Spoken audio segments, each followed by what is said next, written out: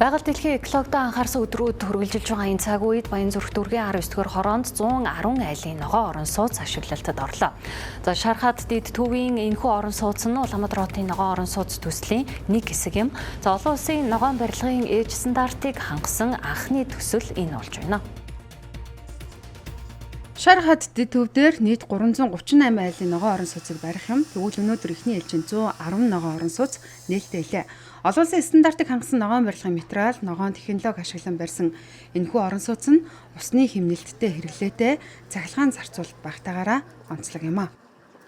Улаан төвд Улаанбаатар хот болох зорилгын хүрээнд хийгдэж байгаа Шархад Дэд төвийн Улаанбаатарын ногоон орон сууц төсөл маань нээлттэй хийж байна. Тэгээ ногоон орон сууцны давуу тал нь бол дэлхийн 150 орнд стандарт хангадаг ээж гэдэг юм том стандарт байдаг.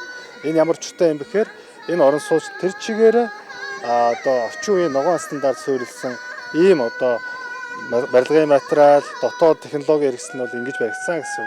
Ингэснээр усны хэрэглээг хэмнэх, цахилгааны хэрэгцээг хэмнэх, нийтийн эзэмшлийн талбай бүх тог цахилгаантай холбоотой асуудлууд нь ногоон сэргээгдэх эрчим хүч нарны панелаар тог цахилгаанаа авдаг ийм онцлогтой орон сууц юм байна. Улаанбаатар хотын ногоон орон сууц төсөл нь хөгжлийн бэрхшээлтэй иргэдэд хүртээмжтэй байхаараа ялгарна.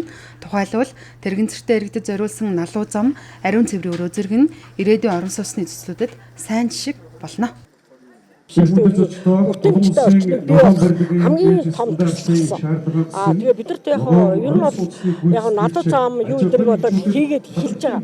Ер нь бол бидэрт бас талархалтай хандаад тэгээ бидрийг бас ойлгоод ингэ хийж байгаа. Тэгээ хамгийн том төсөл хөтөлбөр төр яг энэ орон сууцны юугаар хамгийн том хамгийн анхны гэхдээ яг хүртээмжтэй орчин бий болгож ажиллаж байгаа учраас үнэхээр талархаж байна. Тэгээ үнэхээр баярлж байна.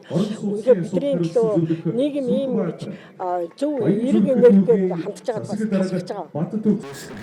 Азийн хөгжлийн банк уур амьсгалын ногоон сангийн санхүүжилтээр Улаанбаатар хотын ногоон орон сууц төслийг амжилттай хэрэгжүүлж байна. За цаашид дараагийн төслийн ажлыг эрчимжүүлж, хувийн хвшилтэй хамтран нийт 42 мянган айлын ногоон орон сууцыг эхлүүлнэ.